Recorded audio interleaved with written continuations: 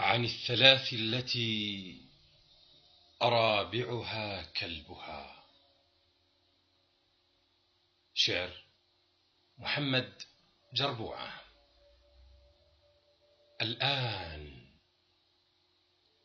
الآن يعلو الموج في أوزاني، الآن يعلو الموج في أوزاني،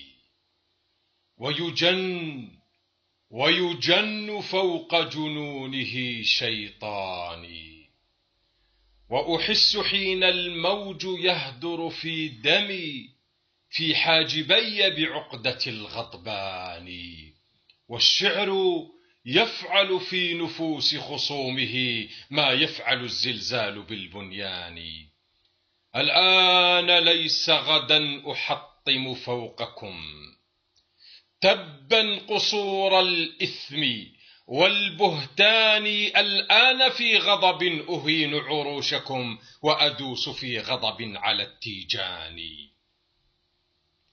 فلتجمعوا شعراءكم وعبيدكم من مادح التيجان والسلطان، الآن أنهي ما بدأت بشأنكم مما به إبليس قد أغواني، وأقول والأرض الحبيبة تشتكي في أرضنا أصل البلاء اثنان، وأقول والأرض الحبيبة تشتكي في أرضنا أصل البلاء اثنان، أبناء زايد والذين بجنبهم من خادم الحرمين بالعصيان، وكلاهما كثر الكلام بأصله إن كان من أو كان من عدنان، وكلاهما كالخاتمين، كلاهما كالخاتمين بأصبعي دحلان، أما التي تجري وترفع ثوبها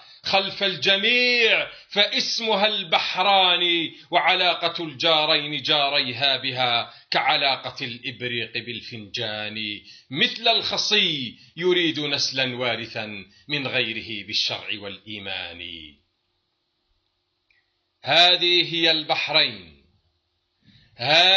هي البحرين حبة حمص في صحن ماء هكذا سيان، بحران جنب البحر شيء مضحك بالله سلم لي على الشطآن، في حجم ثؤلول بجبهة مومس وكشحمة الأذنين في الإنسان، ولكي تداري نقصها تختار من أهل الوزارة أضخم الأوزان، إن مد فيها جسمه يجتاحها بالشحم شحم الكرش كالطوفان، ويمد لحم الحنك خلف حدودها للبحر ثم الخبر والظهران.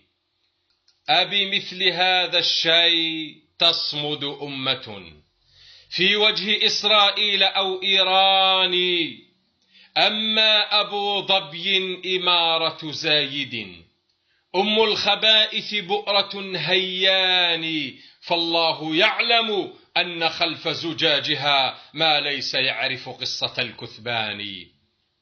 تقضي النهار تعد غلة يومها والليل للتحشيش والإدمان، فقدت عروبتها ونخوة أنفها وشموخ أهل السرج والفرسان، وغدت كحمام البخار بلا دم ما يملك العريان للعريان.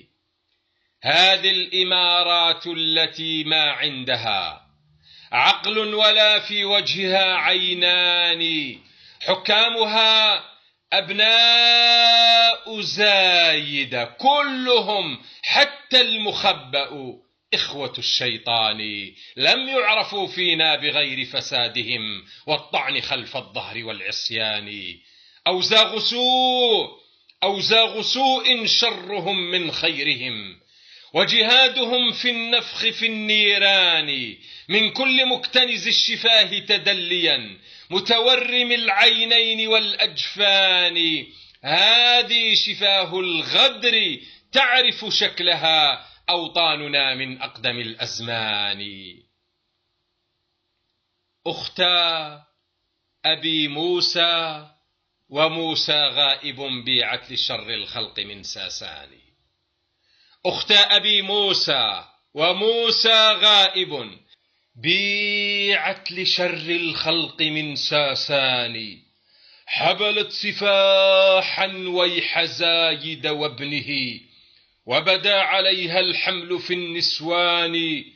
للعهر شرع الحجر والولد الذي تأتي به للقوم في طهران. ستقول ما نحن العدو يفوقنا في الحجم والأجناد والميزان.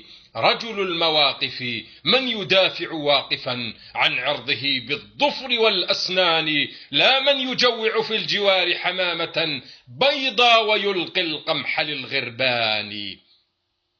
هذه أبو ظبي بزاوية هنا، هذه أبو ظبي بزاوية هنا، في البار بين الجند والغلمان. ساق على ساق وتمضغ علكها وتضيع بين دوائر الدخان. هذه أبو ظبي تعالج عارها بالشرب والتحشيش والنسيان. تدع العدو لكي توجه سهمها للأهل والجيران والإخوان. عربية ودليلها في أصلها العربي في أنسابها أمران.